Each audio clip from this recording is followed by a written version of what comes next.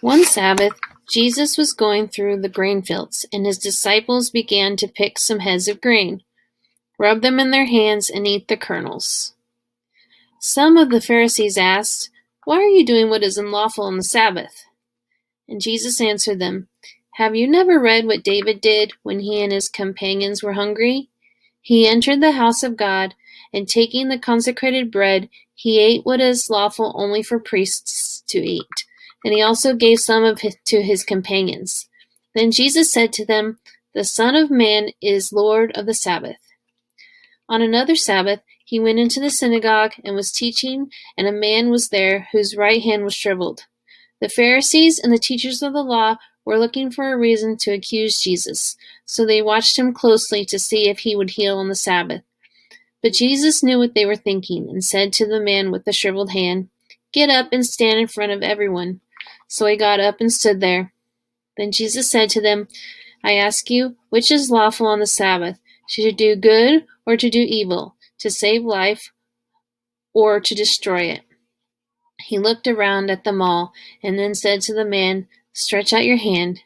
He did so, and his hand was completely restored.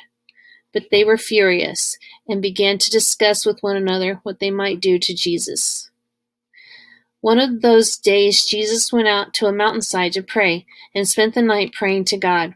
When morning came, he called his disciples to him and chose 12 of them, whom he also designated apostles: Simon, whom he named Peter, his brother Andrew, James, John, Philip, Bartholomew, Matthew, Thomas, James son of Alphaeus, Simon who was called the Zealot, Judas son of James, and Judas Iscariot, who became a traitor.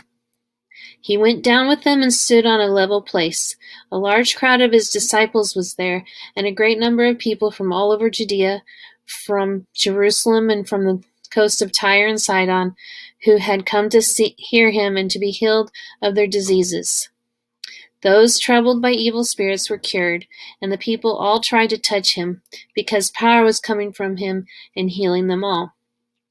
Looking at his disciples, he said, "Blessed are you who are poor, for yours is the kingdom of God. Blessed are you who hunger now, for you will be satisfied. Blessed are you who weep now, for you will laugh. Blessed are you when men hate you, when they exclude you and insult you, and reject your name as evil, because of the Son of Man. Rejoice in that day and leap for joy, because great is your reward in heaven, for that is how their fathers treated the prophets. But woe to you who are rich, for you have already received your comfort. Woe to you who are well fed now, for you will go hungry.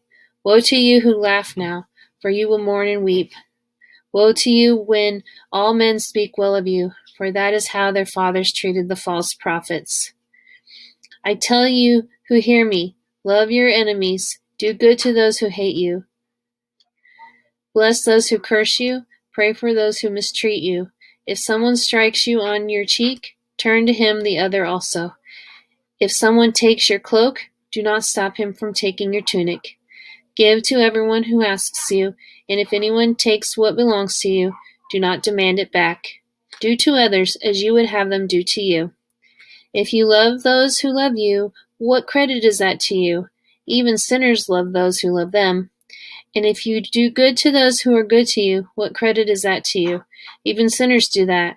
And if you lend to those from whom you expect repayment, what credit is that to you? Even sinners lend to sinners, expecting to be repaid in full.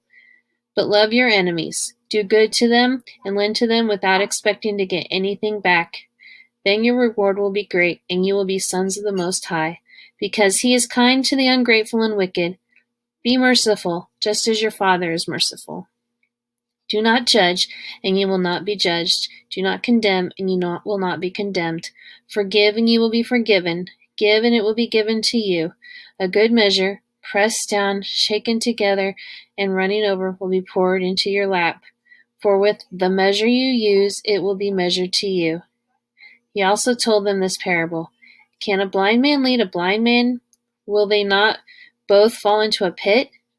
A student is not above his teacher, but everyone who is fully trained will be like his teacher. Why do you look at the speck of sawdust in your brother's eye, and pay no attention to the plank in your own eye? How can you say to your brother, 'Brother, let me take the speck out of your eye,' when you yourself fail to see the plank in your own eye? You hypocrite! First take the plank out of your eye, and then you will see clearly to remove the speck from your brother's eye. No good tree bears bad fruit, nor does a bad tree bear good fruit. Each tree is recognized by its own fruit.